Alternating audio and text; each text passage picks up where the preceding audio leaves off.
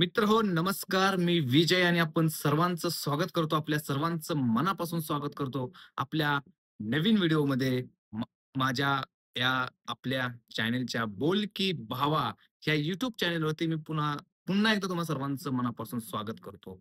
Welcome to back मित्रांनो. बऱ्याच 10 दिवसांच्या गॅप नंतर मी पुन्हा एकदा तुमच्यासमोर व्हिडिओ बनवण्यासाठी हजर झालेलो आहे. मित्रांनो, दरम्यानच्या काळामध्ये थोडेसे माझ्या पर्सनल काही प्रॉब्लेम्स, अडचणी असल्यामुळं मला व्हिडिओ बनवता आला नाही. परंतु आता मी पुन्हा एकदा तुमच्यासाठी पुन्हा रेग्युलर व्हिडिओ बनवण्यासाठी या ठिकाणी आलेलो आहे. तर मित्रांनो, सगळ्यात महत्त्वाची गोष्ट म्हणजे विषय काय आहे, तो टायटल थंबनेल पाहून तुमच्या लक्षात आलेला आहे. मित्रांनो, ज्या विषयावरती आपण चर्चा करतोय, त्या विषयावरती आपण बरेच दिवसापासून बोलत आलेलो आहे. बऱ्याच वेळा त्या गोष्टी आपल्या समोर मी मांडण्याचा प्रयत्न करण्यात आलेलो आहे. मागच्या महिन्यात ज्या गोष्टी मी व्हिडिओच्या माध्यमातून बोलल्या होत्या, त्या आता कुठेतरी खऱ्या होताना दिसतायत किंवा त्या कुठेतरी खऱ्या उतरतायत असं अनेक आपण पाहिलं तर म्हणजे बोललं तर वावगं ठरणार नाही. मित्रांनो, ज्या पद्धतीने आपण संतोष देशमुख यांच्या हत्याकांड जे झालं होतं, बीडचं हत्याकांड, त्याच्यावरती आपण अनेक व्हिडिओ बनवले. अनेक व्हिडिओमध्ये अनेक खुलासे करण्यात आले. अनेक गोष्टी आपल्यासमोर मी मांडण्याचा प्रयत्न करत होतो. त्यातलीच ही एक गोष्ट अशी होती मित्रांनो, की ज्याच्यामुळं आपण सगळे प्रत्येक वेळेस हादरून जात होतो. तो म्हणजे वाल्मिक कराडचा एन्काउंटर. आता वाल्मिक कराडचा एन्काउंटर होणार, मग तो कोण करणार? वाल्मिक कराडचा एन्काउंटर करणं इतकं सोपं होतं का? आणि जर सोपं होतं, तर मग का केला नाही? आणि जर सोपं नव्हतं, तर मग ते का सोपं नव्हतं? याच विषयावरती आपण या ठिकाणी चर्चा करणार आहोत. मित्रांनो, रणजित कासले नामक एक या ठिकाणी सस्पेंड केलेला जो पी-एस-आय आहे, ज्याने या सगळ्या गोष्टींबद्दल आपल्या वेगवेगळ्या विषयांमधून Instagramच्या रील्समधून असेल किंवा मीडिया समोर येऊन त्यांनी अनेक मुक्ताफळं उधळली. अनेक गोष्टी त्यांनी रिव्हील करण्याचा प्रयत्न केला. अनेक गौप्यस्फोट केले. आता याची विश्वासार्हता किती धरायची आणि हो बोलतोय ते खरंच आहे असं कसं समजायचं? हा मोठा प्रश्न आपल्या सगळ्यांसमोर पडताना दिसतोय. त्याने एक गौप्यस्फोट असा केला, की ज्याच्यामध्ये त्याने असं स्पष्टपणे सांगितलं, की ज्या पद्धतीनं या वाल्मिक कराडचा एन्काउंटर करण्यासाठी माझ्यावरती दबाव आणण्यात आला होता किंवा मला याच्यामध्ये अडकवण्याचा प्रयत्न देखील करण्यात आला होता. तर मित्रांनो, पहिल्यांदा तर आपण समजून घेऊया, की हा वाल्मिक कराडच्या एन्काउंटर बद्दल जो बोलतोय तो रणजित कासले नेमका कोण आहे? तो कुठून आहे? आणि सध्या त्याची स्टेटस काय आहे?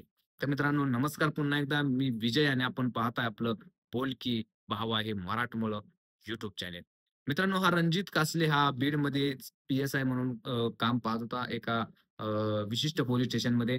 परंतु हा पहिल्यापासूनच वादग्रस्त राहिलेला माणूस आहे. त्याच्यामुळे हा का धोतल्या तांदळाचा आहे वगैरे असं काहीही नाही.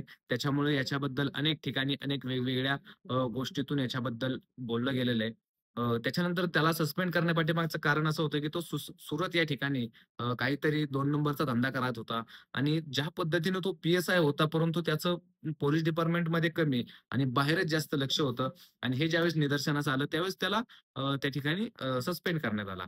परंतु ह्याच पी-एस-आयच्या माध्यमातून मंत्री धनंजय मुंडे यांनी अनेक गोष्टी, अनेक ब्लॅक अशा गोष्टी ज्या यानं केल्या होत्या, या रणजित कासलेच्या माध्यमातून, त्या रणजित कासलेला आता सध्या तरी या ठिकाणी ज्या पद्धतीने महाराष्ट्र पोलिसांनी ट्रीट केलेलं आहे, अगदी त्याच्यावर त्याला आज अटक करण्यात आली. त्याच्या कॉलरला पकडून पोलिसांनी घेऊन गेले.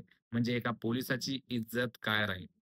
खरं तर हा पोलीस थोडा डोक्याने क्रॅक आहे म्हणायला हरकत नसावी. कारण कुठलाही पी-एस-आय अधिकारी असे रील्स वगैरे बनवून डान्स करणं वगैरे हे त्याच्या बुद्धिकोष्टात बसत नाही. कारण तुम्ही ज्या पद्धतीनं एका डिपार्टमेंट्समध्ये काम करत असता, जे महाराष्ट्रातलं खूप महत्त्वाचं आणि खूप चांगलं डिपार्टमेंट आहे, पोलिस डिपार्टमेंट. परंतु त्या डिपार्टमेंटबद्दल यांनी खूप काही मुक्ताफळं उधळली. आता नवनीत कौर यांच्याबद्दल सुद्धा बोलताना त्याने मागे-पुढे पाहिलेलं नाही. कारण त्याला माहिती आहे, आता आपलं जे काय होणार आहे ते एक तर चांगलं होईल, नाहीतर एक तर वाईट होईल. शक्यतो वाईटच होईल. चांगलं होण्याचा प्रश्नच येत नाही. कारण पोलिस डिपार्टमेंटबद्दल तो एवढा बोलला, म्हणजे उद्या पोलिसांच्या हातात गेल्यानंतर पोलीस तुला सोडणार. कसं शक्य आहे? सगळ्या गोष्टींची परतफेड होत असते. सगळं करत असतात. ते प्लॅनिंगने कामं होत असतात. देवेंद्र फडणवीसांविषयी बोललेला आहे. सगळ्या गोष्टींबद्दल बोललेला आहे. परंतु या रणजित कासलेच्या बोलण्याचा अर्थ जर आपण प्रत्येक वेळेस चुकीचा घेणं, ते पण जरा वेगळं आहे. कारण तुम्हाला एक सांगतो, कुठलाही पोलिस अधिकारी, शक्यतो पोलिस अधिकारी, बाकी प्रशासकीय अधिकाऱ्यांवरती एवढा काही विषय नसतो.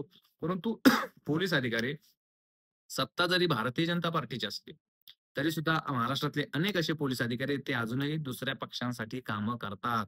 काँग्रेससाठी करतात, शरद पवारांच्या राष्ट्रवादीसाठी करतात शिवसेना उद्धव ठाकरेंच्या पक्षासाठी सुद्धा अनेक पोलीस अधिकारी असे आहेत, की जे त्यांना कामं करतात, त्यांच्या कॉन्टॅक्टमध्ये असतात, त्यांच्या बाजूने अनेक वेळा ते उभे राहतात. असे अनेक पोलीस अधिकारी आहेत. कारण यांना माहिती असतं, कोणी इथं सत्तेचा अमरपट्टा घेऊन आलेला नाही. सत्ता बदलायला वेळ लागत नाही. सत्ता बदलली, की पुन्हा वेगळं राजकारण समोर येतं. सो त्याच्यामुळे ही लोकं त्यांच्या कनेक्टमध्ये चांगली राहतात. कारण ज्यांना खरोखर ड्युटी व्यवस्थित करायची, व्यवस्थित सगळं करायचंय, त्यांना यांच्या सानिध्यात राहावंच लागतं. पण वाल्मिक कराडचा एन्काउंटर हा धनंजय मुंडेंनी घडवून आणण्याचं षडयंत्र किंवा रणजित कासले सांगतोय असं, की ज्या पद्धतीने माझ्या अकाउंटमध्ये म्हणतोय ₹10,00,000 आले आणि त्याच्यामुळे धनंजय मुंडे त्या ठिकाणी जिंकले. हाच पुरावा त्याच्याकडे आज सगळे पुरावे आहेत. परंतु आता तो पोलिस स्टेशनला गेल्यानंतर कुठले पुरावे त्याच्याजवळ राहणार आहेत? याची कोण जबाबदारी घेणार आहे त्याच्या पुराव्यांची? तो आज काही जरी बोलत असला तरी त्यांनी एक तर ते पुरावे सादर करणं गरजेचं होतं आणि ते पुरावे सादर करून मग स्वतः सरेंडर होणं गरजेचं होतं. परंतु कुठल्याही प्रकारे त्याने स्वतःचे पुरावे वगैरे सादर न करता तो डायरेक्टली गेलेला आहे आणि त्याने सांगतोय, की वाल्मिक कराडचा एन्काउंटर करण्यासाठी मला रिव्हॉल्वर जी ओपनिंग करण्यात आली होती किंवा जे काही करण्यात आलं होतं, ज्या पद्धतीने तो सांगतोय त्या पद्धतीत कुठे ना कुठेतरी पाणी मुरतं हे आपल्याला समजलं पाहिजे. त्याच्यामुळं वाल्मिक कराडचा एन्काउंटर कसा फसला किंवा वाल्मिक कराडवरती ज्या पद्धतीने गोळीबार करून त्याला मारण्याचा प्लॅन आखला होता, तो कसा फुटला? तो याच्यासारख्याच काही लोकांमुळे तो फुटला कारण ते खूप सेन्सिटिव्ह काम असतं. कदाचित त्यावेळेस दबाव होता पोलिस डिपार्टमेंटवरती त्याच्यामुळं ते फुटले गेले असतील. परंतु त्याच्यानंतर हा रणजित ज्यावेळेस फुटला गेला, त्यावेळेस स्वतः ते पी-एस-आय असताना सुद्धा त्यांनी या पद्धतीने सगळ्यांमध्ये ते बोलणं हे चुकीचं होतं. पण आज त्यांना अटक करण्यात आलेली आहे. आता त्यांच्याकडून काय वधवून घेतलं जाऊ शकतं, त्यांच्याकडून काही गोष्टी क्लिअर करून गेल्या शकतात. परंतु त्यांनी जे आरोप केलेले आहेत त्याच्यामध्ये धनंजय मुंडेंची आमदारकी सुद्धा धोक्यात येते. वाल्मिक कराडला एन्काउंटर करण्यासाठी दबाव आणणाऱ्या पोलीस अधीक्षक जे राऊत सर आहेत, नवनीत राऊत सर यांचा सुद्धा त्या ठिकाणी विश्वासार्हतेला तडा जातोय. सो त्याच्यामुळे आता रणजित कासलेवरती नक्की काय कारवाई होते आणि जर खरंच असेल त्याच्या बोलण्यामध्ये तथ्य असेल, तर अजून किती मोठमोठे मासे या ठिकाणी गळाला अडकतील हे सुद्धा समजून घेणं गरजेचं आहे. त्याच्यामुळे मित्रांनो जाताना एकच गोष्ट सांगतो, हे पॉलिटिक्सवाले या लोकांना वापरून घेतात, वापर झाला की फेकून देतात. त्याच्यामुळे या लोकांनी समजून घेणं गरजेचं आहे, की पॉलिटिक्सवाल्यांच्या किती आहारी जायचं. तुमचं काय मत आहे? तुमची काय मत आहेत? कमेंट्स बॉक्समध्ये नक्की व्यक्त करा. असेच व्हिडिओ पाहण्यासाठी आपल्या चॅनलवरती नक्की अपडेट देत चला. धन्यवाद मित्रांनो. जय हिंद आणि जय महाराष्ट्र.